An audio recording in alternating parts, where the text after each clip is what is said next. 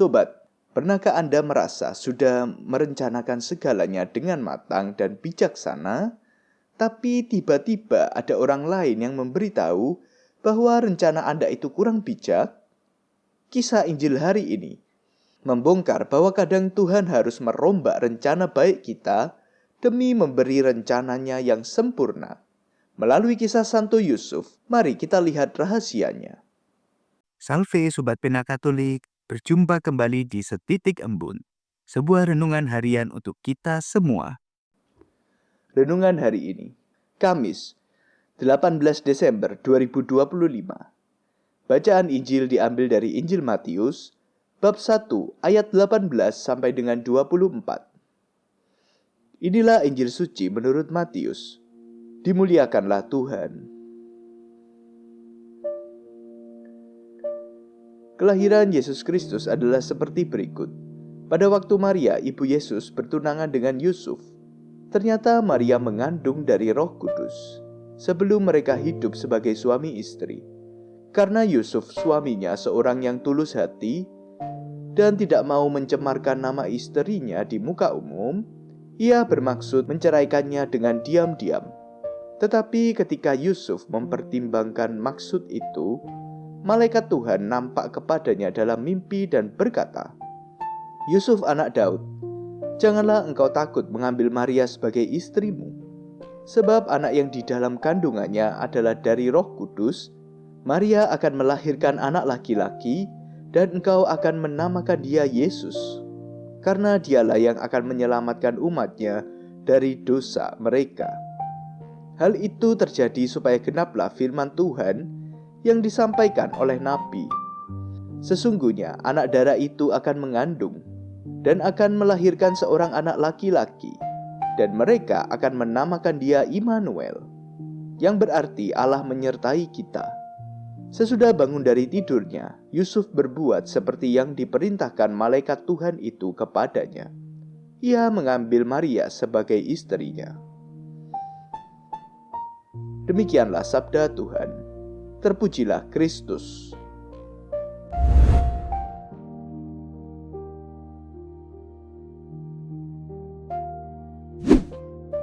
Saudara-saudariku yang terkasih, mari kita mulai renungan hari ini dengan sebuah imajinasi sederhana. Coba bayangkan, Anda adalah seorang siswa paling cerdas di dalam kelas. Anda sedang mengikuti ujian kelompok yang sangat penting. Tiba-tiba, Anda melihat teman sekelompok Anda menulis jawaban yang menurut logika Anda salah total, aneh, dan sangat tidak masuk akal. Sebagai ketua kelompok yang baik hati dan bijaksana, Anda berniat menghapus nama teman itu atau memperbaiki jawabannya diam-diam, supaya nilai kelompok tidak menjadi hancur dan teman itu tidak dimarahi guru dan mendapat malu karena jawabannya yang aneh itu. Nah, niat Anda tulus, logis, dan sangat mulia. Namun, tiba-tiba guru pengawas datang dan berbisik kepada Anda, "Hei, jangan dihapus. Jawaban aneh temanmu itu justru kunci jawaban utama yang benar. Kamu saja yang belum paham rumusnya." Bagaimana perasaan Anda, sobat? Anda tentu akan syok, bingung, dan mungkin ego Anda rentan terusik. Tapi karena kerendahan hati, kemudian Anda memilih percaya pada guru itu meski belum paham sepenuhnya.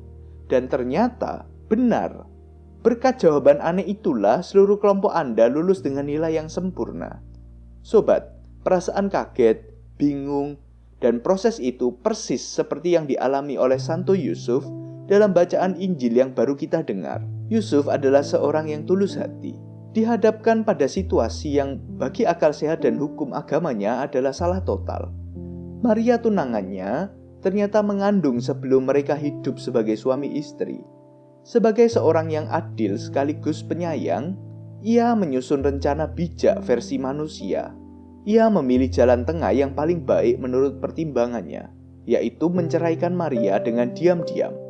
Tujuannya baik, melindungi nyawa Maria dari hukum berat dan dari cemarnya harga diri Maria, meski harus mengorbankan rencana pernikahannya. Nah sobat, dalam adat Yahudi kala itu, pertunangan itu dipandang begitu serius, seperti perkawinan, namun belum tinggal serumah. Dan untuk membatalkannya, dibutuhkan surat cerai. Jika Maria didapati mengandung bukan anak Yusuf, maka Maria akan mendapat hukuman serius.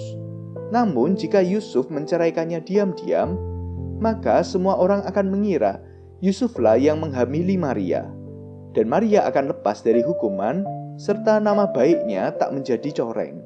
Ia sudah mantap dengan keputusan itu. Nah, dalam kisah Injil ini, sang guru pengawas itu adalah Allah sendiri yang dalam kasih-Nya mengintervensi, dan bisikannya itu disampaikan oleh malaikat. Malaikat menegaskan, Yusuf, jangan takut mengambil Maria. Anak itu bukan aib, anak itu dari Roh Kudus. Allah memberitahu Yusuf bahwa apa yang ia kira masalah justru adalah kunci jawaban untuk keselamatan dunia. Saya merenungkan dari kisah Yusuf dan analogi kita tadi, kita diingatkan akan 3 hal penting bagi hidup kita. Pertama, niat baik dan pertimbangan matang itu wajib, tapi itu bukan jaminan akhir. Yusuf tidak gegabah.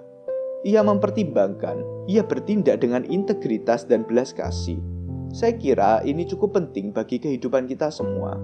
Tuhan menghargai proses kita mencari yang terbaik dengan hati tulus. Namun, kita juga harus rendah hati mengakui, logika terbaik kita pun punya batas.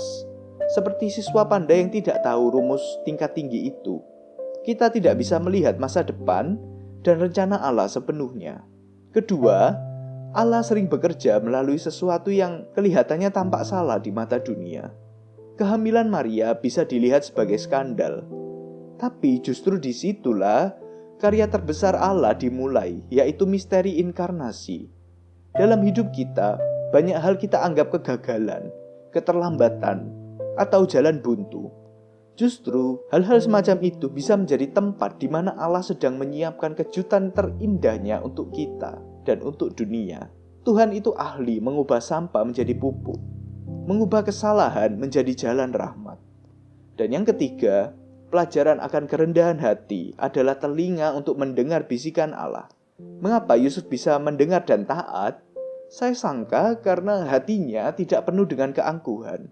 Saya pasti benar, keputusan saya yang paling bijak. Ia begitu terbuka untuk dikoreksi oleh Allah.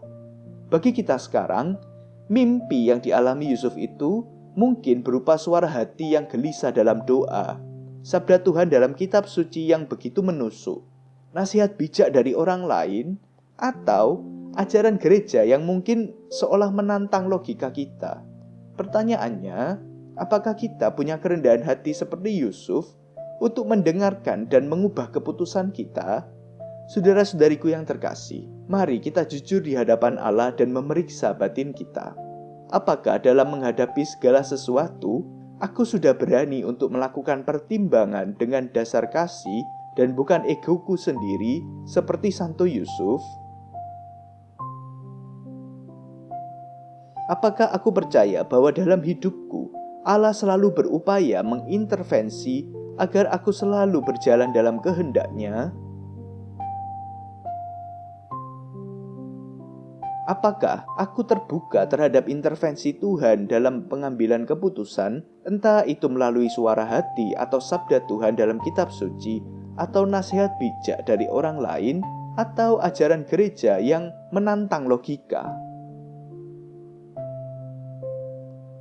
Sobat yang terkasih, mari di masa Advent ini kita belajar dari Santo Yusuf, Bapa yang mendengarkan dan menaati. Jangan takut untuk berusaha bijaksana dan mengambil keputusan, tapi setelah berusaha, serahkanlah logika terbaik kita ke dalam tangan Tuhan. Jika hari ini Tuhan merevisi rencana hidup kita lewat cara yang tak terduga, jangan takut. Percayalah, kunci jawaban dari Tuhan, meski kadang terasa aneh dan berat, pasti akan membawa kita pada kelulusan abadi di surga.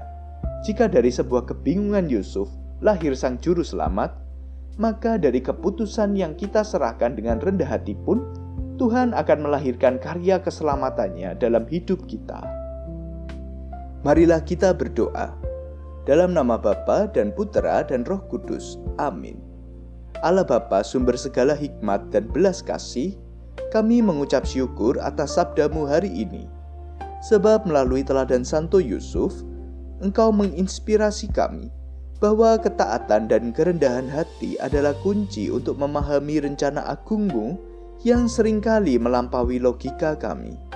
Ampunilah kami ya Bapa, jika selama ini kami mungkin terlalu angkuh dengan hanya mengandalkan pertimbangan diri sendiri dan kurang membuka hati untuk tuntunan-Mu. Ampunilah ya Bapa, jika kadang keangkuhan dan ketakutan membuat kami menutup telinga terhadap bisikan Roh Kudus-Mu, baik lewat suara hati, sabda-Mu, maupun nasihat orang yang bijak. Oleh karenanya ya Bapa, curahkanlah rahmat Roh Kudus-Mu ke dalam hati kami. Bentuklah kami menjadi pribadi yang seperti Santo Yusuf, yang bijaksana dalam mempertimbangkan, berani dalam memutuskan, tetapi juga rendah hati untuk dikoreksi oleh-Mu. Mampukanlah juga kami untuk peka mendengar suara-Mu di tengah kebisingan dunia, dan berikan kami keberanian untuk mengubah rencana kami demi mengikuti jalan-Mu yang sempurna. Semua ini kami mohonkan demi kemuliaan nama-Mu, dan dengan pengantaraan Yesus Kristus Tuhan dan Juru Selamat kami. Santo Yusuf, doakanlah kami. Amin. Dalam nama Bapa dan Putera dan Roh Kudus. Amin. Salve, Tuhan Yesus memberkati kita semuanya.